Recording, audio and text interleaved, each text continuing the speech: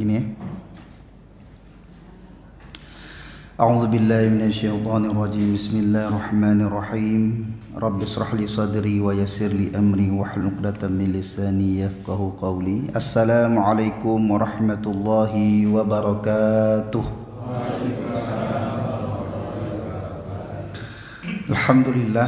Alhamdulillah bi ni'matillah la haula wala quwata illa billah. Nahmaduhu wa nasta'inuhu wa nastaghfiruhu wa natubu ilaih wa na'udzu billahi min syururi anfusina wa min sayyiati a'malina man yahdihillahu fala mudhillalah wa man yudlilhu fala hadiyalah. Allahumma shalli wa sallim wa barik ala sayidina Muhammadin wa ala alihi wa sahbihi ajma'in. Amma ba'du. Yang kami hormati bapak-bapak, ibu-ibu jamaah salat maghrib dan isya yang dimuliakan Allah Subhanahu wa taala.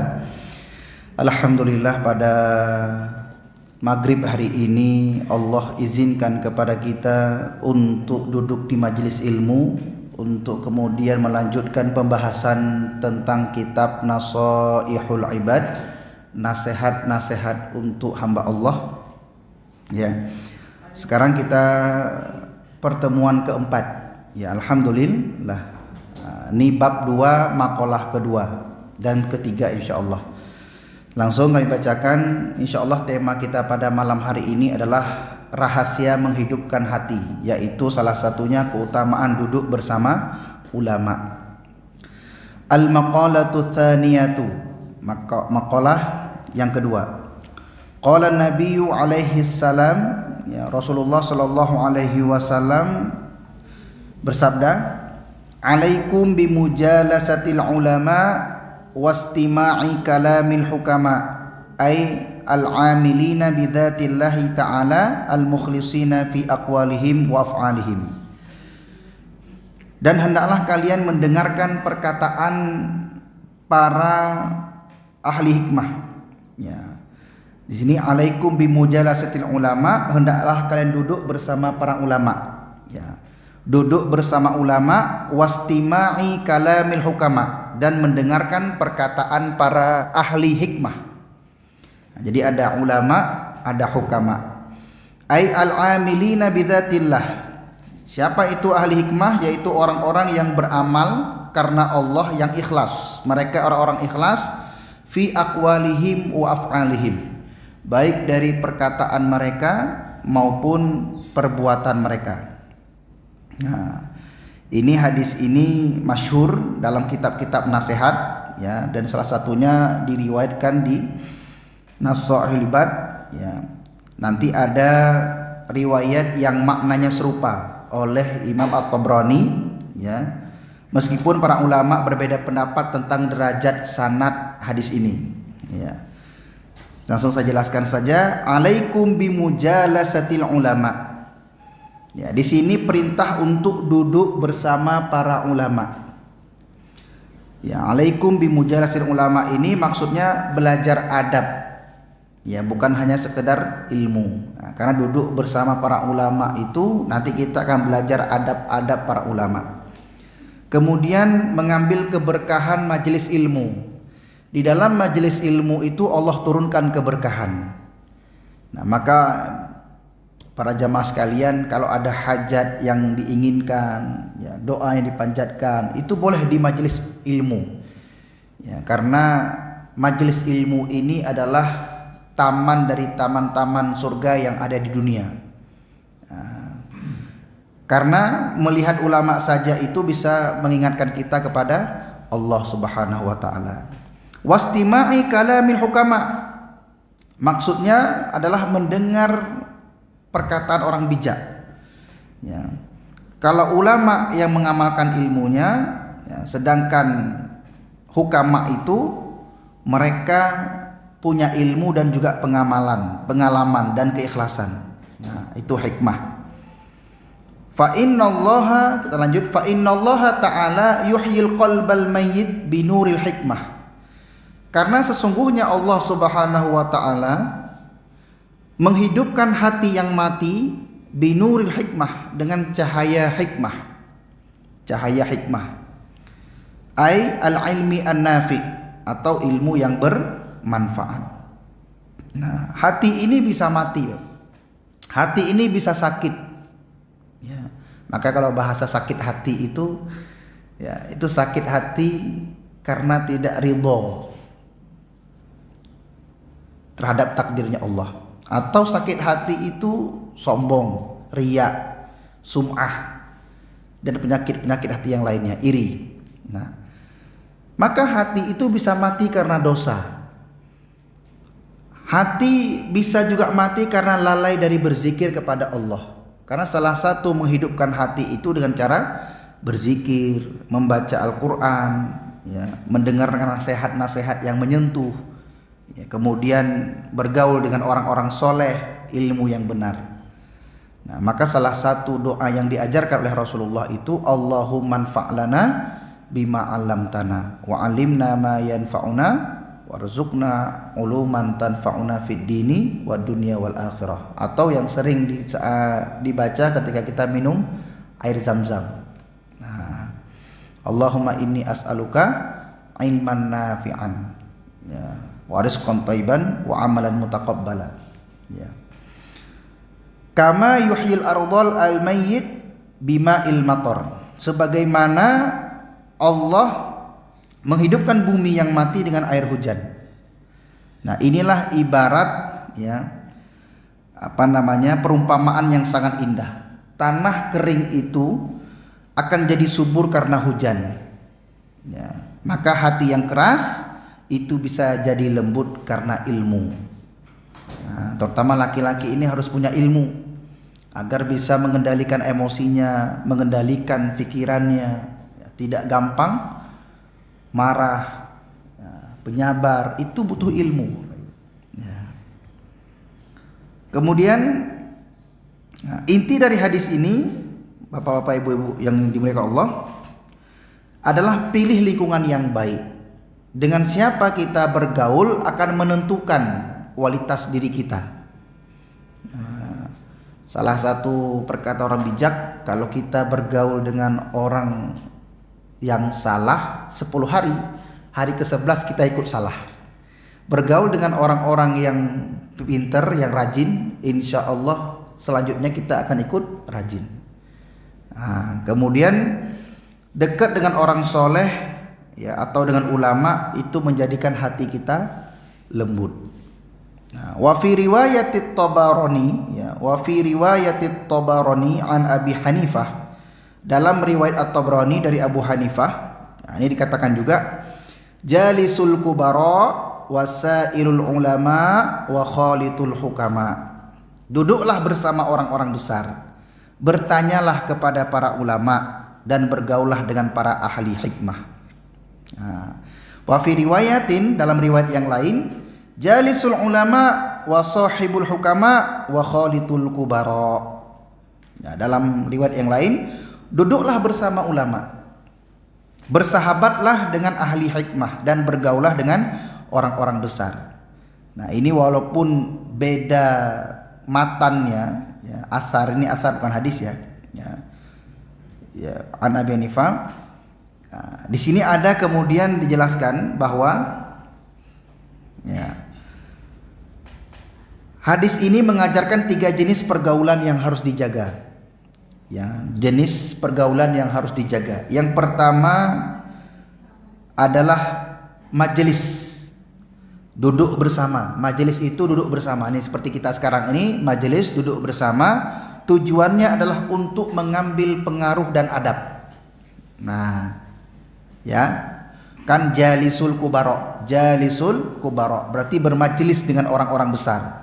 Sedangkan di riwayat yang lain jalisul ulama, duduklah bersama ulama. Nanti kita lihat kenapa ada perbedaan-perbedaan riwayat dan apa perbedaan antara ulama, hukama, dan kubara. Nah, ada 3. Ya, jadi pergaulan yang pertama yang harus kita perhatikan, dengan siapa kita duduk, dengan siapa dan di mana kita bermajelis. Nah, untuk apa? Mengambil pengaruh dan adab. Yang kedua adalah bertanya. Di sini wasailul ulama, bertanya, ya, bertanya kepada orang yang lebih paham, fas'alu ahla dzikri in kuntum la ta'lamun. Bertanyalah kepada orang-orang yang mengerti kalau kita tidak mengetahui. Maka di sini kita perlu ada guru. Ya, perlu ada guru. Apapun profesi kita, ya, usahakan kita punya guru spiritual. Guru di mana kita bertanya tentang hati, tentang hidup, tentang tujuan hidup, akhirat. Nah, itu. Ya, bertanya. Karena bertanya itu adalah untuk mendapatkan ilmu. Pertanyaan yang baik itu setengah dari ilmu. Pertanyaan yang baik adalah setengah dari ilmu. Ya. Kemudian bergaul. Ya, wa khalitul hukama, bergaulah dengan para ahli hikmah. Bergaul ini berarti interaksi, berinteraksi. Ini adalah untuk mengambil hikmah dan pengalaman hidup. Wa khalitul hukama, orang-orang ahli hikmah. Nah, Islam tidak hanya mengajarkan kita apa yang dipelajari, tapi juga dengan siapa kita bergaul, berteman. Nah, karena teman itu mempengaruhi agama kita. Dengan siapa kita berteman itu akan mempengaruhi agama kita. Ya. Maka insya Allah, ya, Islam hari ini luar biasa. Di mana-mana ada majelis ilmu. Di mana-mana kita mendengarkan nasihat. Itu sebagai charge, sebagai pengingat kita. Untuk masalah hidayah itu bukan urusan kita. Hidayah itu milik Allah. Innaka la tahdi man ahbabta walakinnallaha yahdi man yasha. Ya, ini sebagaimana keinginannya Rasulullah ingin memberi petunjuk kepada pamannya Abu Talib. Tetapi qadarullah, Abu Talib meninggal dalam keadaan tidak Islam. Maka Allah berfirman, innaka la tahdi man ahbabta. Sesungguhnya engkau tidak bisa memberi petunjuk kepada siapa yang engkau cintai. Walakinnallaha yahdi man yasha, tetapi Allah memberi petunjuk, memberi hidayah kepada siapa yang Dia kehendaki. Hidayah ini maksudnya hidayah Islam. Nah, terus apa tugas kita kalau yang beri petunjuk itu adalah Allah? Ya, tugas kita adalah memberi peringatan, mengingatkan, mengajarkan. Nah, urusan hidayah itu nanti biar urusan Allah. Ya, Allah itu telah memberikan kepada kita hidayah sebenarnya. Ada 5 hidayah, ya, kepada manusia. Yang pertama adalah perasaan asli, insting. Ini manusia dan hewan ada. Ketika lahir tanpa diajarkan, ya, mereka memberikan insting perasaan asli. Anak yang baru lahir nangis, ya kan? Kalau lapar nangis, sakit nangis, gitu. Anak kecil, perasaan asli. Binatang juga seperti itu. Ya, tanpa diajarin dia tahu, ya, cara makannya kepada induknya. Yang kedua, panca indera. Hidayah yang kedua itu panca indera. Dan itu juga manusia dan hewan juga diberikan panca indera. Ya, itu hidayah yang kedua. Hidayah yang ketiga adalah akal. Akal. Inilah yang membedakan manusia dengan makhluk yang lain. Akal. Manusia diberi akal untuk memilih, ya, mana yang baik, mana yang buruk. Nah, ini akal.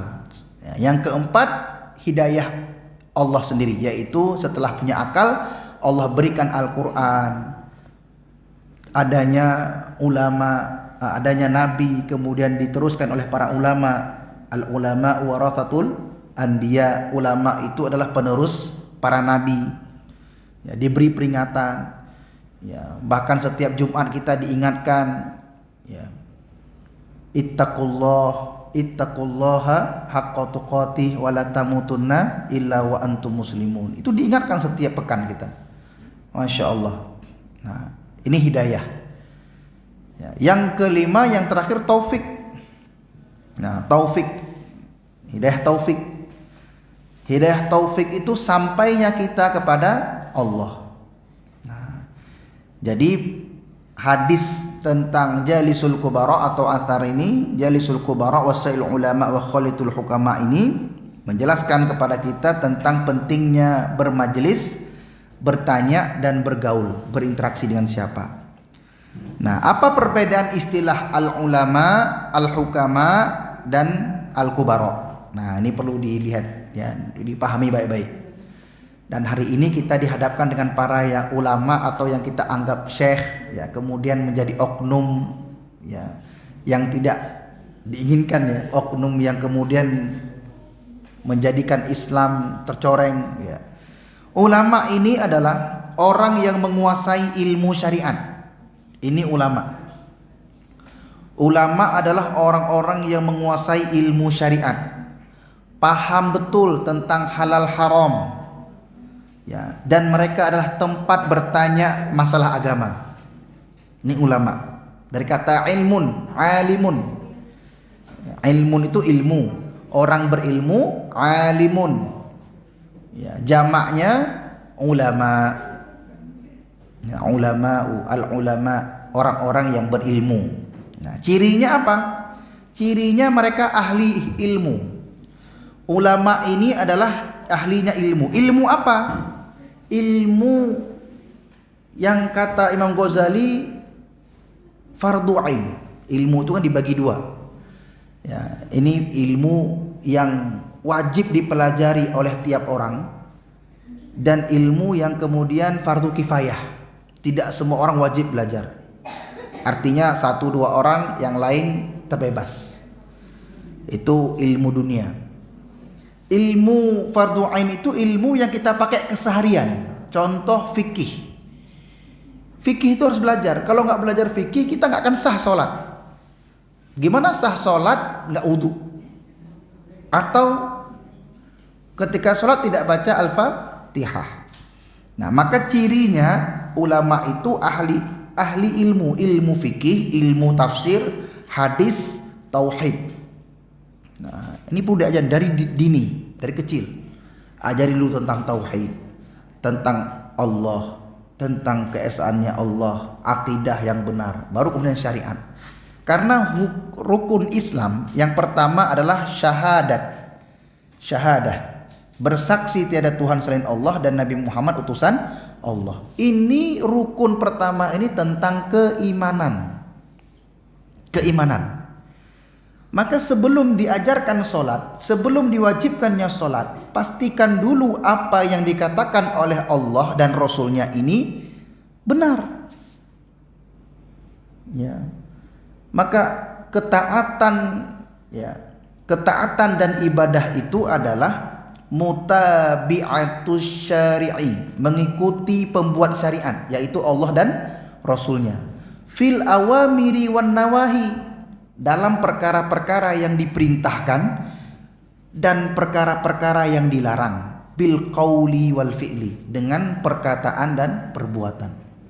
Nah, itu dalam kitab Ayyuhal Walad dikatakan. Ya, ketaatan dan ibadah itu mengikuti syariat-syariat yang ditentukan oleh Allah dan Rasulnya. Nah, itu. Kemudian cirinya ulama ini, selain mereka menguasai ilmu-ilmu fardu ain tadi, ilmu agama, mereka juga berhak memberi fatwa.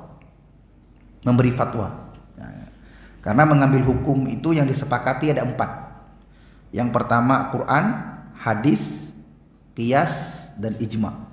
Ya, itu. Kemudian yang ketiga menjelaskan hukum-hukum Allah. Itu para ulama. Fokusnya apa? Fokusnya ulama ini adalah ilmu.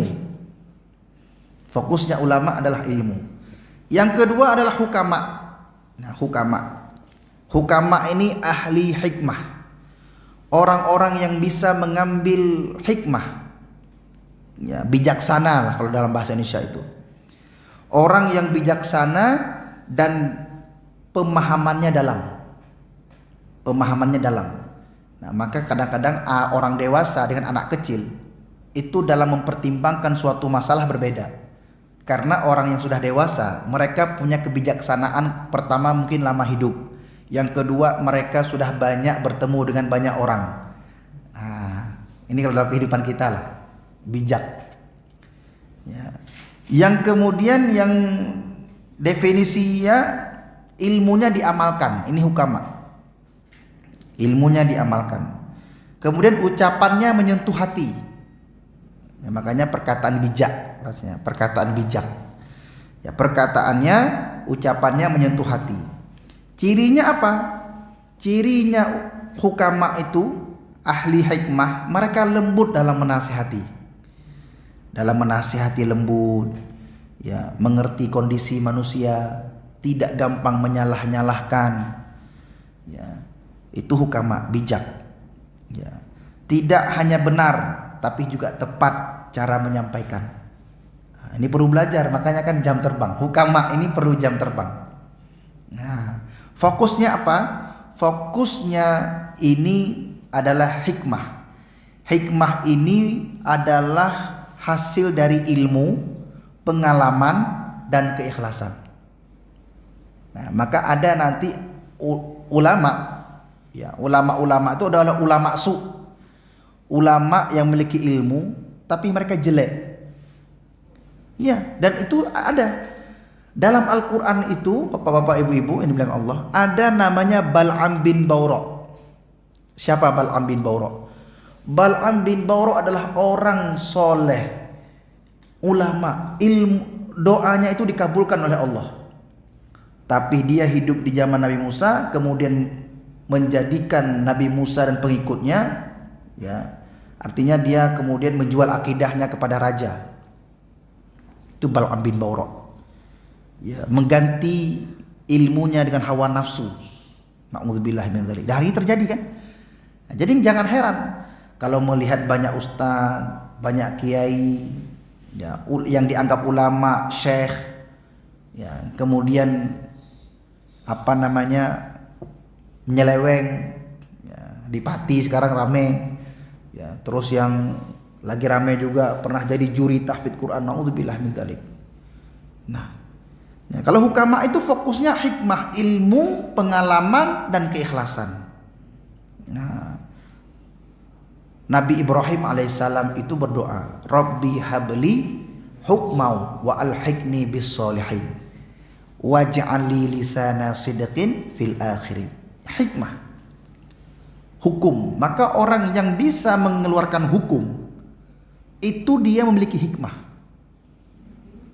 Nah, hakimun. Allah itu maha bijaksana. Allah maha bijaksana. Allah tidak pernah menzolimi hambanya. Nah, maka orang-orang yang seharusnya menjadi hakim, mereka itu harus bijak. Karena hakim, hukum, hikmah itu udah kata yang sama.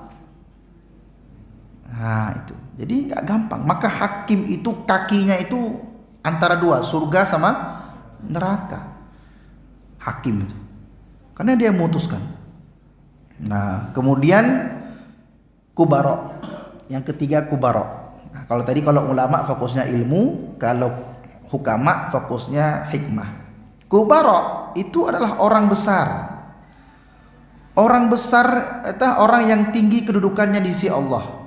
Jadi orang besar itu bukan orang yang jabatannya tinggi, bukan yang kaya harta, bukan.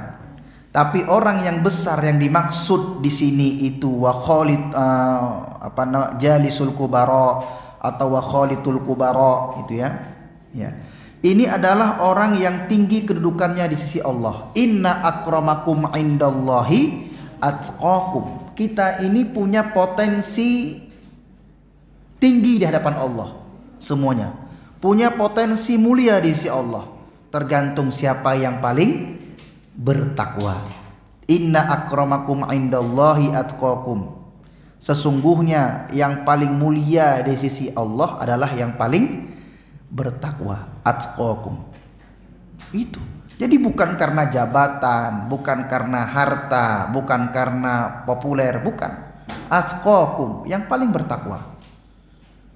Jadi semua punya potensi untuk mulia di sisi Allah. Yang kedua, bisa jadi ulama plus hikmah sekaligus. Jadi orang yang berilmu, orang yang ahli hikmah itu bisa jadi kubaro. Atau orang soleh yang matang secara ruhani. Orang yang soleh sudah baik secara ruhan wa jisman. Ya. Nanti cirinya apa? Ciri kubaro itu wibawa dan pengaruhnya kuat. Kubaro. Orang besar itu sudah dekat sama Allah, maka nanti wibawa dan pengaruhnya kuat. Dan ciri yang kedua adalah dekat dengan Allah. Nah, dan yang ketiga, cirinya menjadi teladan dalam hidup, teladan dalam kehidupan. Nah, fokusnya apa? Fokusnya kubara ini adalah kematangan dan kedudukan, makom. Makom. Jadi makom kita ini dalam kitab Al-Hikam ada dua, ada makom tajrid, ada makom asbab. Nah, jadi ada makom yang kemudian kita tidak butuh sebab akibat. Yang penting lakukan apa yang menjadi tugas kita, urusan yang lain biar Allah yang atur.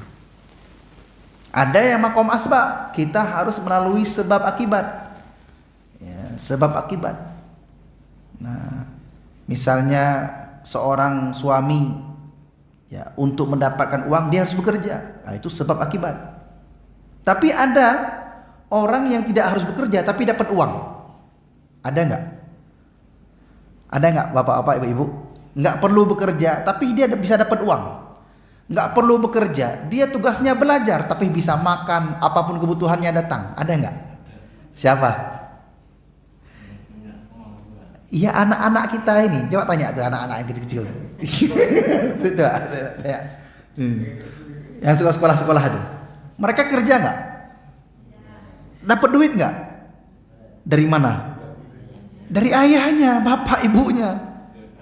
Jadi nggak sebab ayahnya harus bekerja baru dapat duit. Anaknya tugasnya belajar, ya belajar. Duit datang, makan datang, nggak perlu mikirin. Betul? Nah, itulah makom tajrid. Ya, itu makom. Maka urusan rezeki itu Imam Syafi'i sama Imam Malik berbeda pendapat.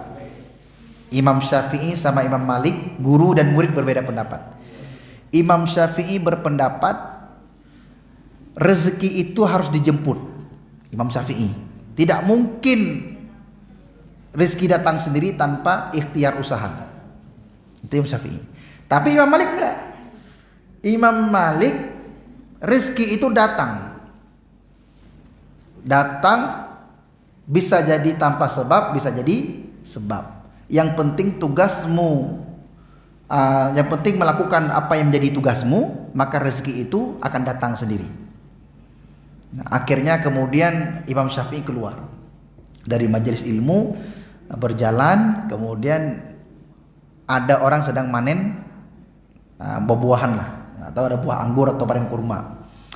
Nah, kemudian dibantu oleh Imam Syafi'i. Ketika dibantu, dikasih upah. Ya, buah anggur itu, ya, dikasih buah anggur sebagai upahnya. Kemudian beliau mengingat, pendapat aku lebih benar nih. Kemudian kembalilah ke majelis gurunya, ya, datang ke gurunya sambil menaruhkan anggur di situ, ya kan? Ya, beliau mengatakan, wahai guru, seandainya aku tadi tidak keluar dari majelis ilmu ini, anggur tidak mungkin ada. Betul. Kemudian sambil tersenyum Imam Malik mengambil anggur itu, makan. Begitupun aku Syafi'i, aku sehari ini nggak keluar dari majelis ilmu. Tapi aku membayangkan nih, seandainya lagi majelis ilmu ini duduk-duduk makan anggur lebih enak. Tiba-tiba kamu datang bawa anggur. Ya, maka guru dan murid sama-sama benar. Nah, Masya Allah itu. Ya. Nah, itu salah satu, ya, kubaro. Maka ulama-ulama yang dahulu salafus soleh itu mereka ya ulama, ya hukama, ya kubaro, para sahabat itu, ya gitu. Nah, kalau ulama itu berarti dia ya'lamuna ahkamullah, mereka mengetahui hukum-hukum Allah. Sedangkan hukama ya'rifunallah wa yahdhibunal akhlak. Hukama itu mengenal Allah dan memperbaiki akhlak. Itu hukama. Nah, maka ada orang-orang berilmu tapi belum tentu ilmunya itu bisa menjadikan dia menjadi ahli hikmah.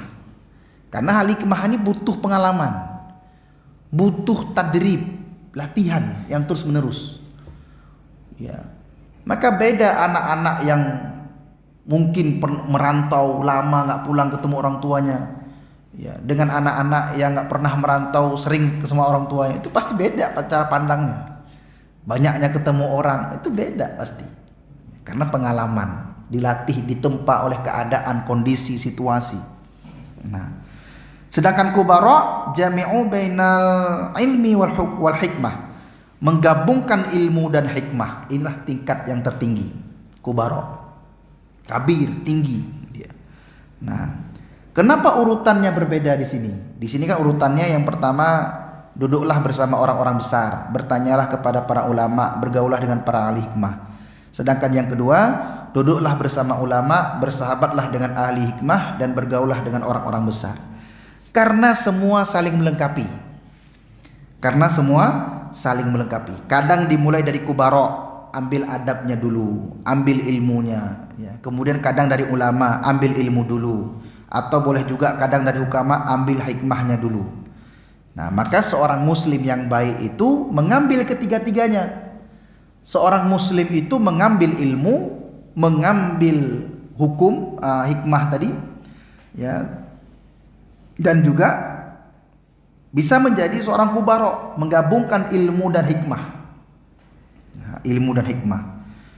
Nah, maka jangan hanya cari ilmu, tapi juga belajarlah hikmah dan adab, ya, dengan cara pilih lingkungan yang baik, pilih pergaulan yang baik. Ya, karena kesempurnaan seorang muslim itu ketika ketiga-tiganya itu tergabungkan dalam diri kita. Ilmu tanpa hikmah itu bisa keras. Apa Pak? Bu? Ilmu tanpa hikmah itu bisa keras, kaku. Teori aja, tapi gak pernah memahami perasaan orang. Itu. Maka ilmu tanpa hikmah itu keras. Hikmah tanpa ilmu itu bisa sesat. Hikmah tanpa ilmu bisa sesat. Oh, nggak apa-apa, kamu nggak usah sholat. Yang penting kamu bahagia. Yang penting kamu ingat Allah. Pesannya kelihatannya menyenangkan, betul? Tapi ketika dia bilang nggak usah sholat, itu sudah sesat. Maka ilmu tanpa hikmah itu keras. Hikmah tanpa ilmu itu sesat, dan keduanya akan sempurna pada orang-orang yang besar di sisi Allah. Maka ketika ilmu dan hikmah itu ada dalam diri kita, insya Allah kita bisa mengenal Allah. Karena awalnya agama ini adalah ma'rifatullah, mengenal Allah. Ya, salah satu mengambil hikmah hidup ini adalah, ya, ketika kita diuji dengan kesenangan, diuji dengan ketidaksenangan, ya, itu kita bagaimana kita bisa mengambil hikmah itu. Mati apa? Kok hidup ya? Iya, mati ini. Hidup harus ganti baterai. Ya, insyaallah doakan. Ya. Kita lanjut saja. Oh ya, mati. Nah, kemudian faniyatun madakhilihim tahdzibul akhlaq li annahum asyraqat qulubuhum bi ma'rifatillah. Tujuan mereka ini adalah untuk memperbaiki akhlak karena hati mereka telah bercahaya dengan mengenal Allah Subhanahu wa taala. Nah, wal ulama'i bil qismaini wa hum al kubara. Nah, ulama yang menggabungkan keduanya dan mereka itulah orang-orang besar. Nah, kemudian kita lanjut ke yang ketiga, al maqalah. Maaf, ini ada lanjutannya. Faqila lahu fihi faqala. Maaf. Wa kana As-Suhrawardi berjalan di Masjid Qaif di Mina sambil memperhatikan wajah-wajah manusia. Faqila lahu fihi inna lillahi ibadan idza nadharu ila syakhsin aqsahu sa'adatan fa ana atlubu dzalika. Lalu ditanyakan kepada Suhrawardi ini, dia kemudian berkata, sesungguhnya Allah memiliki hamba-hamba di dunia ini. Jika mereka memandang seseorang, mereka akan memberinya kebahagiaan. Maka aku mencari hal itu. Ya, qala Nabi sallallahu alaihi wasallam, sayati zamanun ala ummati yafiruna minal ulama wal fuqaha. Ya, Nabi sallallahu alaihi wasallam bersabda mengingatkan kepada kita akan datang suatu zaman pada umatku yang mana mereka lari dari ulama dan ahli fikih. mereka tidak lagi dekat dengan ulama dan tidak lagi datang ke majelis-majelis ilmu terutama tentang fikih. Maka fasayabtalihimullahu bithalathati baliyat, ya, maka Allah akan menimpakan kepada mereka 3 cobaan. Jadi kalau orang sudah mulai menjauh dari ulama dan para fuqaha, maka Allah akan uji mereka dengan 3 cobaan. Yang pertama, yarfa'ullahul barakah min kasbihim. Yang pertama, Allah akan menghilangkan keberkahan dari rezeki mereka. Nah itu Bapak Ibu. Jadi kalau kita sudah mulai menghindar dari ulama, ya, atau ahli fikih, maka Allah akan mengambil atau menghilangkan keberkahan dari rezeki yang kita cari. Yang kedua, yusallitullahu alaihim sultanan zaliman. Yang kedua, Allah akan memberikan mereka penguasa yang zalim. Penguasa yang zalim. Yang ketiga, yakhrujuna minad dunya bighairi iman. Yang ketiga, mereka akan keluar dari dunia ini atau mati tanpa iman. Na'udzubillahi min dzalik. Ya, inilah cobaan yang Allah berikan kepada mereka yang mulai menjauh dari ulama, fuqaha, ya, kubara, orang-orang baiklah. Ya, karena Allah ini tidak mengambil ilmunya dengan langsung, tapi mewafatkan para ulama, meninggal satu-satu, sehingga kita dipimpin oleh pemimpin yang zalim dan diberi fatwa oleh ulama-ulama ulama-ulama yang jelek. Na'udzubillahi min dzalik. Ya, itu 3. Wal maqalatu tsalitsah. Ya, ini makalah yang ketiga. An Abi Bakar As-Siddiq radhiyallahu anhu, man dakhala al-qabra bila zadin ay minal amal as-salih faka'annama raqibal bahra bila safinatin ay fayughraqu gharqan la khalasalahu illa biman yunqidhuhu. Dari Abu Bakar As-Siddiq radhiyallahu anhu, nah ini athar perkataan sahabat, man dakhala al-qabra, barang siapa yang masuk dalam kubur, bila zadin, tanpa bekal, ya, atau bekal di sini maksudnya amal soleh. Masuk kubur tanpa membawa amal soleh, faka'an nama raqibal bahra bila safinatin, maka seakan-akan dia mengarungi lautan tanpa perahu. Ya, dia mengarungi lautan tanpa perahu. Capek nggak Pak? Capek sekali. Berenang menyeberangi lautan itu tanpa perahu. Kelelep itu ya, kalau nggak sampai kelelep. Ya. Ai fayaghraqu gharqan wala la khalasalahu illa biman yunqidhuhu. Atau dia akan tenggelam tanpa keselamatan kecuali jika ada yang menyelamatkannya. Nah, di sini pentingnya kita berbekal sebelum masuk kubur. Sebelum kita tidur di dalam liang lahat, maka perbanyaklah bekal di dunia ini. Apa bekalnya? Allah berfirman di dalam Al-Quran, wa tazawwadu fa inna khairazadi taqwa. Berbekallah kalian karena sebaik-baiknya bekal adalah takwa. Apa takwa itu? Ya, takwa itu adalah mengerjakan semua perintah-perintah Allah dengan ilmu dan menjauhi segala larangan-larangan Allah dengan ilmu. Itu takwa. Gampangnya gitu takwa itu. Ittaqullaha haitsuma kunta. Bertakwalah kamu dimanapun kamu berada. Watbi'is sayyi'atal hasanata tamha. Iringilah kejelekan itu dengan kebaikan, maka kebaikan itu akan menghapusnya. Nah, jadi lebih baik menjadi mantan preman daripada mantan orang beriman. Kalau mantan preman dulu preman, sekarang sudah beriman. Nah, atau mantan penjahat daripada mantan ustad. Nah, dulu ustadz, sekarang sudah jadi penjahat. Na'udzubillahi min dzalik. Atau kebalikannya, dulu penjahat, sekarang ustadz. Pilih mana? Pilih sekarang ustadz dan nanti ustadz juga, gitu. Ya, maka semoga kita selalu istiqomah. Maka santri-santri yang sudah mondok itu saya sayang sebenarnya. Kalau SMP dia mondok, kemudian SMA-nya malah di luar. Nah, nanti hilang tuh, ilmu pondoknya hilang. Maka lebih baik dulu SMP-nya di luar, SMA-nya di pondok. Nah, Jadi akhirnya baik, gitu. Sering saya sampaikan. Nah, karena orang telah meninggal itu terputus amalnya Bapak Ibu. Ya.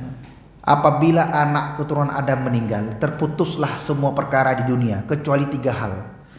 Shadaqatun jariyah, sedekah jariah yang terus mengalir. Maka sedekah jariah yang baik itu salah satunya air. Ya, bangun sumur atau buatkan tempat air minum yang diambil oleh orang. Itu tertutup mata tapi terus mengalir. Atau bangunkan masjid, pondok, wakafkan tanah, itu sedekah jariah, terus mengalir. Ya, au ilmin yuntafa'u bihi, atau ilmu yang bermanfaat. Ya, maka salah satu ilmu yang bermanfaat yang kita bisa ajarkan kepada anak kita adalah Al-Fatihah. Jangan sampai guru ngajinya yang ngajar Al-Fatihah, kalau bisa orang tuanya. Lah orang tuanya belum bisa Al-Fatihah gimana Ustaz? Belajar Al-Fatihah biar bisa. Udah belum nih? Belum. Ya, lagi. Ini sepanjang. Ya. Ajarin Al-Fatihah.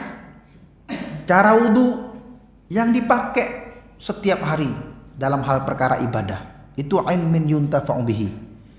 Yang terakhir waladun sholih yad'u lahu, punya anak yang mendoakan selalu.